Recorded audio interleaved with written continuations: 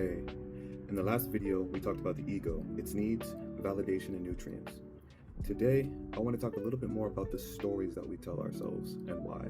In the video I posted earlier this year, I had discussed the shadow self, the parts of ourselves that we tend to hide from other people. That will kind of come into play in this. You ever feel like you had a need to do something to feel good or a certain way? Like needing to post on social media to get attention for how you look or for your lifestyle? Needing to be successful to feel independent or strong or that you are capable?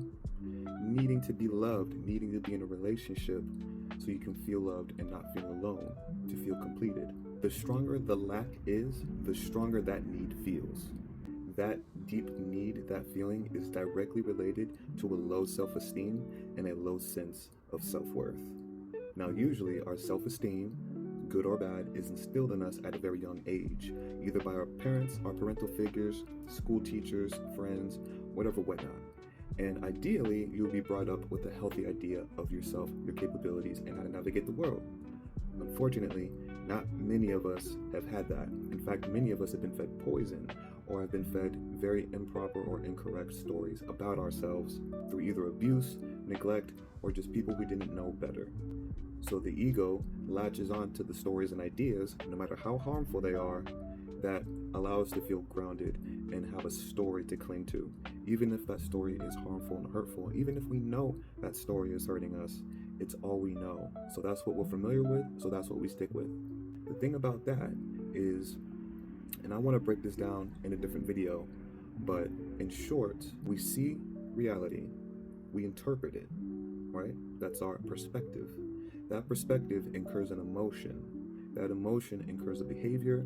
That behavior incurs consequences that tend to align with our perspective, reinforcing the cycle all over again. And so that's kind of how the ego operates. It's going to focus on what it already knows and understands, regardless of how healthy it is or not, which is going to lead to more feelings and behaviors that justify that feeling, further deepening that need, further deepening that lack. Now, there's a health issue that's caused when you satisfy the ego too much through cheap validation or through nutrients insufficient stories. This disease is called insecurity. Insecurity is not just not liking yourself or hating yourself. It's not just self-loathing. At its core, it's not having a strong foundational sense of self. This leads to perspectives and behaviors that incur a lifestyle that validate and reinforce the insecurities, some of which are manifested in biases, which I will discuss later. So how can you fix it?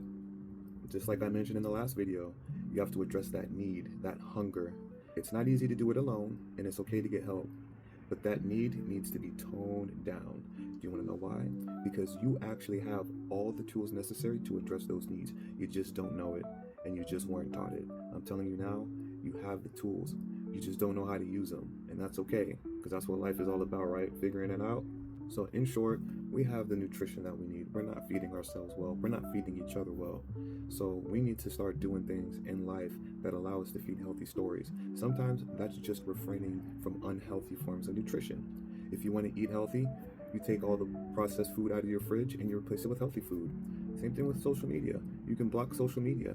That right there will do so much wonders for your ego and your sense of self. Just not going on social media often.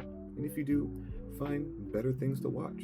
Take a break from the norm. Find healthy things, find positive things, find fun things. I want to talk more about my journey and how I'm dealing with my perspective of myself, my insecurities, but I'll leave it at that for now. I'll see you in the next one.